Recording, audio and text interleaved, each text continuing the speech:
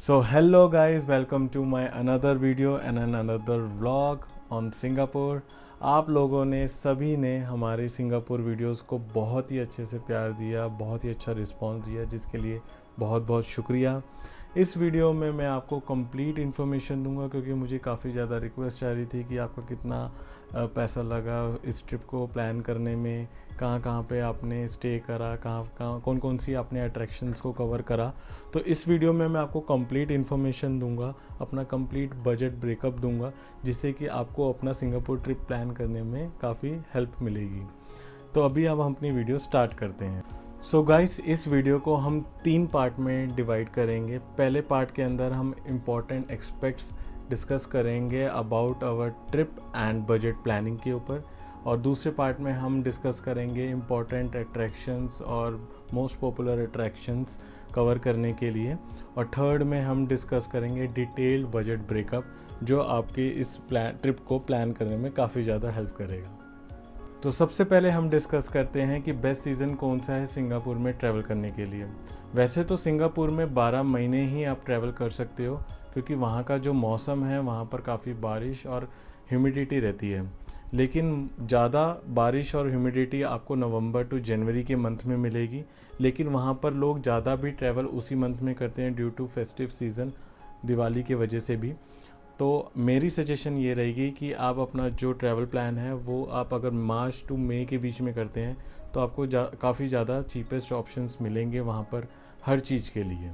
तो इसके बाद हम डिस्कस कर लेते हैं फ़्लाइट बुकिंग, जो कि दिल्ली टू सिंगापुर हमारे को विद रिटर्न पड़ी 23,000 के करीब। इसमें आपको बेस्ट और चीपेस्ट ऑप्शन भी अवेलेबल मिल जाते हैं इंडिगो के अंदर, बट हमने जो अपना लिए एक्सपीरियंस करा, हमने विस्तारा एयरलाइन से अपना एक्सपीरियंस करा, क्योंकि वो एयरलाइंस हमारे को full service with inclusive of meals देती है। इसका एक्सपीरियंस हमने अपनी सिंगापुर सीरीज़ की फर्स्ट वीडियो में दिखाया है, आप जाके उस वीडियो को देख सकते हैं और काफ़ी ज़्यादा आपको उस वीडियो से हेल्प मिलेगी। सिंगापुर जाने के लिए मेरी सजेशन ये रहेगी कि आप ओवरनाइट जर्नी कीजिए, जिससे कि अगले दिन सुबह पहुंचने की वजह से आपको पूरा दिन मिल सकता है यूटिलाइज़ करने के लिए, तो अपना दिन अच्छे से प्लान कर सकते हैं। तो अगले स्टेप की तरफ बढ़ते हैं, which is the visa process. Visa process of Singapore is very overwhelming and अनक्लियर्ड।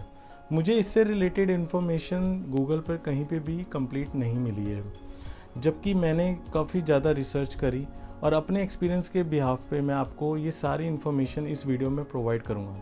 तो वीज़ा प्रोसेस करने के लिए आपके पास 2 ऑप्शन हैं। पहला ऑप्शन है कि आप किसी लोकल, जो सिंगापुर के अंदर लोकल पर्सन होगा, उसके थ्रू आप इस वीज़ा को अप्लाई कर सकते हैं। दूसरा तरीका है कि किसी लोकल ऑथराइज एजेंट को आप हायर कीजिए, वो आपके बिहाफ पे वीज़ा को अप्लाई करेगा।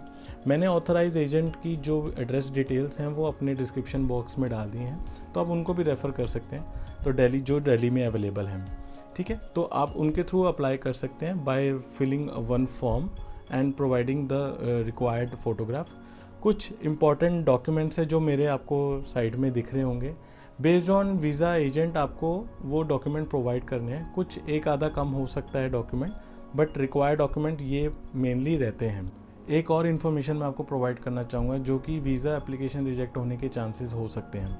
पहला चांस है कि आपका इनकरेक्ट साइज़ ऑफ फोटोग्राफ हो, दूसरा चांस है आपका इनसफिशिएंट बैलेंस इन बैंक हो। तो जो भी आपको मेंशन साइज़ बताया गया है, आप वही साइज़ जो है वो वीज़ा एजेंट को प्रोवाइड कीजिए। दूसरा 70 to 80,000 जो अपने बैंक अकाउंट में आप मेंटेन करोगे, वो उसको मेंटेन करके चलिए, क्योंकि वीज़ा प्रोसेस करने के लिए वो लोग चेक कर सकते हैं। दूसरा, वीज़ा को अप्लाई करने के लिए आप 20 से 30 डेज़ पहले आप इसको अप्लाई कीजिए, जिससे कि आपका जो वीज़ा है वो 3 to 4 वर्किंग डेज़ के अंदर आपको आ जाता है, बट आपको एजेंट जो है वो 7 to 8 वर्किंग डेज़ का टाइम देते हैं, ठीक है। तो इसके बाद हम डिस्कस कर लेते हैं करेंसी एंड करेंसी एक्सचेंज। तो सिंगापुर के अंदर सिंगापुर डॉलर चलता है, जिसका करंट प्राइस 62.90 इंडियन रुपी के अकॉर्डिंग है। तो आप अपने साथ 10,000 इंडियन रुपी के अकॉर्डिंग सिंगापुर डॉलर्स कैरी कर सकते हैं, या तो आप अपने साथ यूएस डॉलर भी कैरी कर सकते हैं। वहाँ पे इजीली करेंसी एक्सचेंज हो जाता है। मेरी सजेशन ये रहेगी कि आप 10,000 इंडियन रुपीज़ साथ में लेके जाइए in form of Singapore dollars, और साथ में अपने साथ बेस्ट फॉरेक्स कार्ड लेके जाइए। इन माय केस मैंने इजी माई ट्रिप का फॉरेक्स कार्ड लेके गया था, जो कि काफ़ी ज़्यादा अच्छा रहा मेरी ट्रांजैक्शंस को कंप्लीट करने के लिए। मुझे वहाँ पर कोई भी फॉरेक्स के मार्कअप फ़ीस वगैरह कुछ भी देनी नहीं पड़ी, उसमें ज़ीरो मार्कअप फ़ीस थी और काफ़ी ज़्यादा हेल्प हुई इस मेरे कार्ड से। तो इसके बाद हम डिस्कस कर लेते हैं कि सिंगापुर में आपके लिए कौन सी बेस्ट सिम रहेगी यूज़ करने के लिए। तो सिंगापुर के अंदर हमने M1 की सिम ली थी, जो कि मैंने क्लूक एप्लीकेशन के थ्रू घर बैठे बैठे ही बुक कर ली थी। तो सिंगापुर में जैसे ही मैंने लैंड करा था इमिग्रेशन के बाद, मैंने उस सिम को काउंटर पे जाकर कलेक्ट कर लिया था एंड उसको मैंने इंसर्ट करा अपने फ़ोन में, तो वो एक्टिवेट हो गई थी। इसका प्रोसेस काफ़ी ज़्यादा इजी था और काफ़ी ज़्यादा हेल्पफुल रहा। तो गाइज इसी के साथ हम चलते हैं आगे, और जो कम्प्लीटली ऑप्शनल है, विच इज़ ट्रैवल इंश्योरेंस। सो दूसरी कंट्री में जब भी आप ट्रैवल करो तो अपने साथ ट्रैवल इंश्योरेंस लेके चलिए। ये वैसे कम्प्लीटली ऑप्शनल होता है, लेकिन मेरी रिकमेंडेशन ये रहेगी कि आप इसको लेके ज़रूर चलिए, क्योंकि दूसरी कंट्री में जो मेडिकल एक्सपेंसेस हैं वो काफ़ी ज़्यादा एक्सपेंसिव होते हैं, जो आप वहाँ जाके बियर करना काफ़ी ज़्यादा आपके लिए मुश्किल हो सकता है। तो बेटर ये रहेगा कि आप इसको ख़रीद के जाइए, जिससे कि आपका जो हैज़ल फ्री ट्रिप है वो काफ़ी ज़्यादा स्मूथ रहेगा।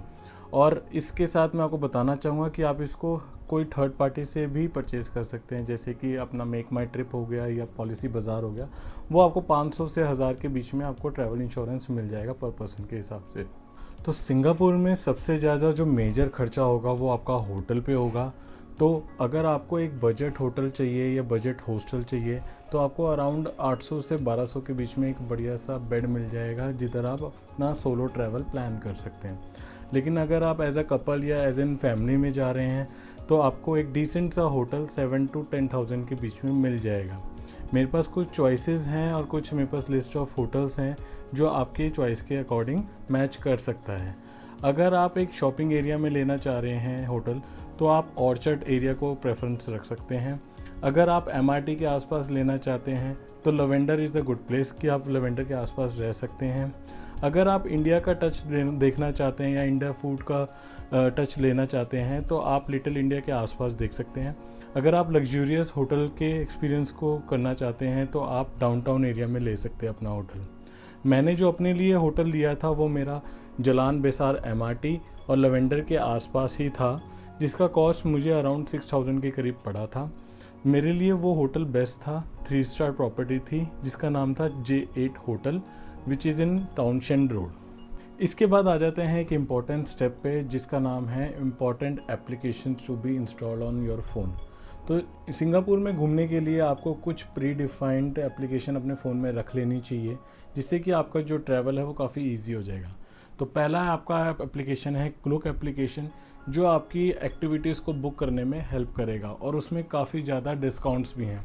क्लूक की एप्लीकेशन का जो लिंक है वो मैं अपनी डिस्क्रिप्शन बॉक्स में डाल दूँगा। दूसरा है आपको टैक्सी के लिए और कैब्स के लिए एक एप्लीकेशन आप डाउनलोड कर सकते हैं, ग्रैब और गोजैक। मेरे को कंपेरेटिवली गोजैक काफ़ी ज़्यादा सस्ती पड़ी थी। मैंने 3 बार इस कैब को यूज़ करा था अपने ड्यूरिंग द ट्रैवल। तो आप भी इस एप्लीकेशन को रेफ़र कर सकते हैं और अच्छा डिस्काउंट मिल जाता है कंपेयर टू अदर एप्लीकेशंस। तीसरा एप्लीकेशन है विजिट सिंगापुर। तो आपको पूरा कंप्लीट सिंगापुर के डिटेल्स आपको उस एप्लीकेशन में मिल जाएगा कि आपको कहाँ से कौन सी MRT पकड़नी है, कौन सी एक्टिविटी के पास में कौन सी MRT है, कितना वॉकेबल डिस्टेंस है एक्टिविटीज़ से। तो आपको कंप्लीट इन्फॉर्मेशन उस एप्लीकेशन में मिल जाएगी। तो ये 3 एप्लीकेशन अपने फ़ोन में रखिए और हेज़ल फ्री होके सिंगापुर को एक्सप्लोर कीजिए। जैसे कि आपको पता है कि सिंगापुर काफ़ी एक्सपेंसिव कंट्री है, जिसका फूड भी थोड़ा एक्सपेंसिव ही रहेगा। अगर आप एक बजट में ट्रैवल कर रहे हैं, तो आप हॉकर साइड पे जाकर स्ट्रीट फूड का मज़ा ले सकते हैं, लेकिन वहाँ पर वेज ऑप्शंस कम होने की वजह से काफ़ी लोग परेशान होते हैं। मेरी सजेशन इसमें ये रहेगी कि आप इंडिया से ही अपना पैक फूड लेके जा सकते हैं, जिससे कि आपको वहाँ पर खाने की प्रॉब्लम नहीं होगी। मेरी सजेशन रहेगी कि आप हल्दीराम्स के भेलपूड़ी, राजमा चावल, छोले चावल, कड़ी चावल, आप ये सब आइटम लेके जा सकते हैं, जिससे कि आपका जो ट्रिप है वो काफ़ी ज़्यादा स्मूथ रहेगा और आपको खाने की प्रॉब्लम नहीं होगी। तो ये सारे पॉइंट्स आपके ट्रिप के बजट को प्लान करने में काफ़ी ज़्यादा हेल्पफुल रहेंगे। अब आ जाते हैं मोस्ट अट्रैक्शन पॉइंट्स जो हमने सिंगापुर में कवर करे। मर्लियन पार्क डाउनटाउन एरिया के अंदर, जहाँ से आपको मरीना बे सैंड्स का व्यू और साथ में आर्ट एंड साइंस म्यूज़ियम का व्यू भी अच्छे से मिलेगा। म्यूज़ियम ऑफ आइसक्रीम ये रिसेंटली ओपन हुआ है सिंगापुर के अंदर। वहाँ पर काफ़ी ज़्यादा फ़न एलिमेंट्स था और हमने वहाँ पर डिफरेंट टाइप्स की आइसक्रीम भी ट्राई करी। हमने इसकी डिटेल वीडियो अपने सिंगापुर सीरीज़ के प्लेलिस्ट में डाली हुई है, आप रेफ़र कर सकते हैं उस वीडियो को। बहुत ही अच्छा था और बच्चों के लिए और बड़ों के लिए दोनों के लिए बहुत ही बढ़िया और परफेक्ट प्लेस है। Marina Bay Sands observation deck, यहाँ से आपको कंप्लीट एक सिंगापुर का व्यू मिलता है जो काफ़ी अच्छा दिखता है। वहाँ से आपको सिंगापुर आई का भी व्यू बहुत ही अच्छा लगेगा। गार्डन बाय द बे, इसके अंदर हमने 2 मेजर एक्टिविटीज़ को कवर करा, क्लाउड फॉरेस्ट एंड फ्लावर डोम। यहाँ पर मुझे पर्सनली क्लाउड फॉरेस्ट काफ़ी अच्छा लगा, जहाँ पर आपको सिर्फ 3 से 4 घंटे इसको कवर करने में लगेंगे इन दोनों एक्टिविटीज़ को। उसी की शाम को हमने एक ट्री ऑब्जर्वेटरी के अंदर साउंड एंड लाइट शो भी देखा, जो कि हमारे को फ्री ऑफ कॉस्ट पड़ा। यूनिवर्सल स्टूडियो, जो कि आपका सेंटोसा आइलैंड के अंदर है। मेरी सजेशन ये रहेगी कि आप 2 दिन के लिए अपना स्टे सेंटोसा आइलैंड के अंदर रखिए, जिसमें कि एक दिन आपका पूरा यूनिवर्सल स्टूडियो में कवर हो जाएगा और दूसरे दिन आप सेंटोसा आइलैंड के अंदर ही बहुत सारी एक्टिविटीज़ हैं जिसको आप कवर कर सकते हो, जिससे कि आपका बहुत बढ़िया एक्सपीरियंस रहेगा। सिंगापुर ज़ू, जो कि काफ़ी दूर रहेगा आपकी लोकेशन से, लेकिन ये वेरी वेल कनेक्टेड है MRT से और लोकल ट्रांसपोर्ट से। यहाँ पर आपको एक लोकल बस लेके जाती है मंडाई लाइफ सेंचुरी तक, जो कि आपको वहाँ पर ज़ू के अंदर पहुँचा देगी। ज़ू के अंदर हमने 2 मेजर अट्रैक्शंस को कवर करा था, एक तो ज़ू था, एक था रिवर वंडर्स। ये दोनों एक्टिविटीज़ काफ़ी ज़्यादा अच्छी थी और मेरी रिकमेंडेशन रहेगी कि आप इन दोनों एक्टिविटी को ज़रूर कीजिए।